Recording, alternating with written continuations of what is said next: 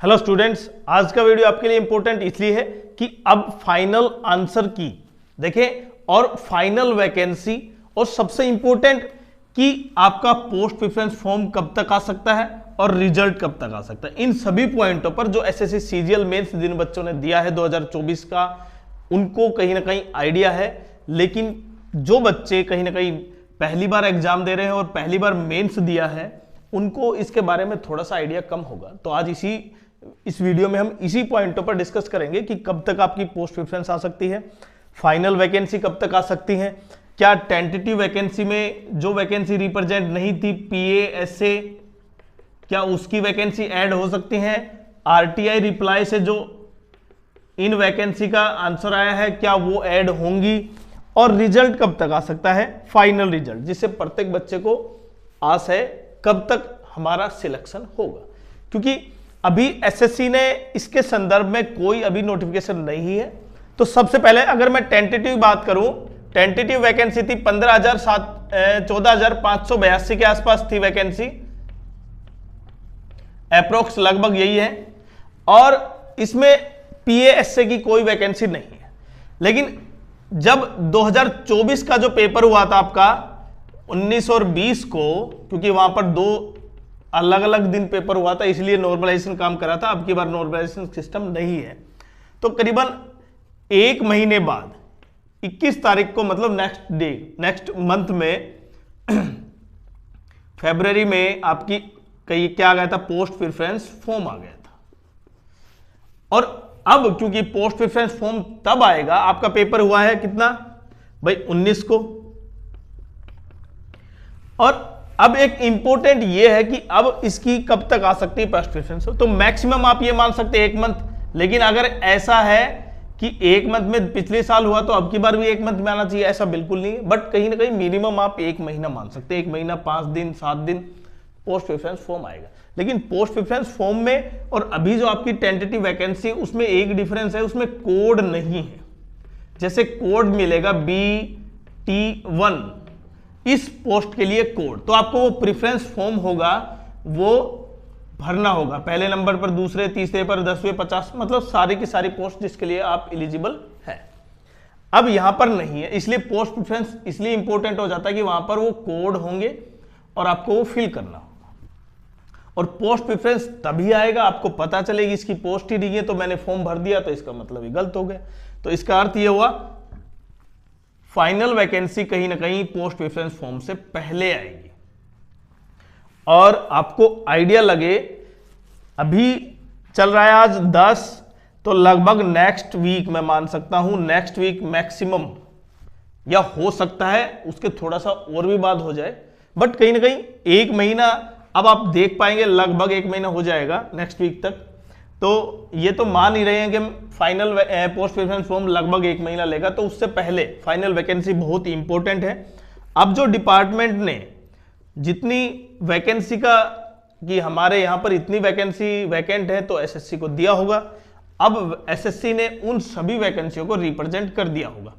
अब जो बच्चे ये सोच रहे हैं ना कि पहला पॉइंट कि आरटीआई से ये रिप्लाई आया कि इसकी इतनी जोन में इतनी वैकेंसी है, देखें आरटीआई रिप्लाई एक अलग पॉइंट है और जो डिपार्टमेंट भेजता है एसएससी को वो डिफरेंट है। तो यहां पर आरटीआई रिप्लाई में जो वैकेंसी वैकेंट है, जो पोस्ट वैकेंट है, उसका अर्थ ये नहीं है कि सारी की सारी वैकेंसी आएंगी। हां पर वैकेंसी जरूर होंगी पीएसए की, और वही उन्हीं के बेसिस पर आप क्या भर पाएंगे, पोस्ट प्रेफरेंस भर पाएंगे।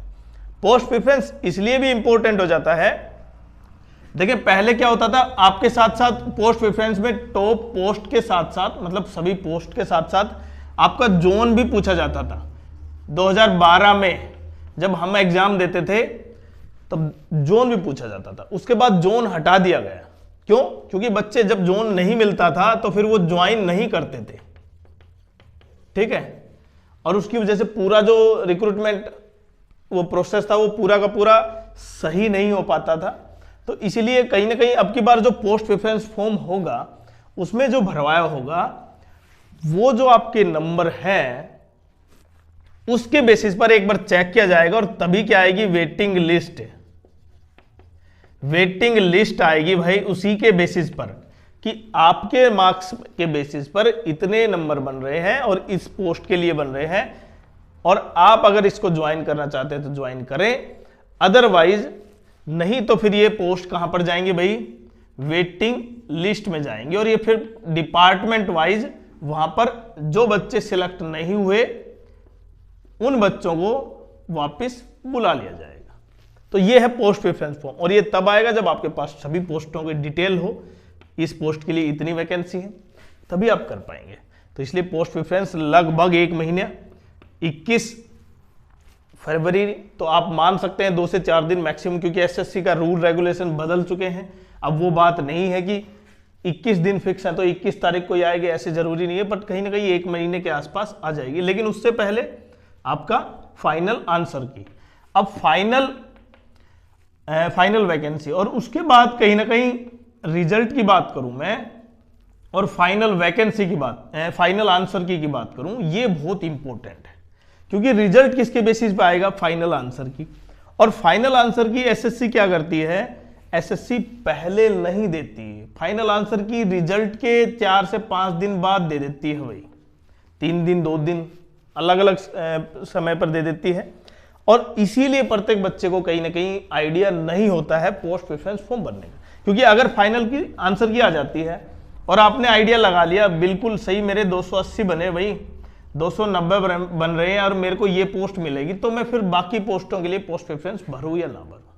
क्योंकि जो बच्चा अभी ये सोचकर, मानो आईटीआई भर रहा है, इनकम टैक्स इंस्पेक्टर भर रहा है, जिसके 310 मार्क्स हैं यूआर में, हो सकता है आईटीआई उसको मिल जाए, लेकिन उसको जोन वो मिल जाएगा कि वो वहां पर करना नहीं चाहता था। और इसीलिए कहीं ना कहीं बहुत इंपॉर्टेंट है, अगर उसको आइडिया लग जाता है कि नॉर्थ जोन में इतनी इतनी वैकेंसी है, नॉर्थ में ये जोन है उसमें इतनी वैकेंसी है और मेरे लगभग इतना रैंक है, तो मैं यहां पर पोस्ट ले पाऊंगा या नहीं ले पाऊं, तो वो अपना कैलकुलेशन कर पाता। लेकिन क्या है, फाइनल आंसर की नहीं आती है, फाइनल आंसर की बाद में आती है। अब मैं रिजल्ट की बात करूं तो रिजल्ट कब तक आ सकता है, देखिए रिजल्ट में मिनिमम आप ये मान सकते हैं कि 2 महीने तो लगेंगे।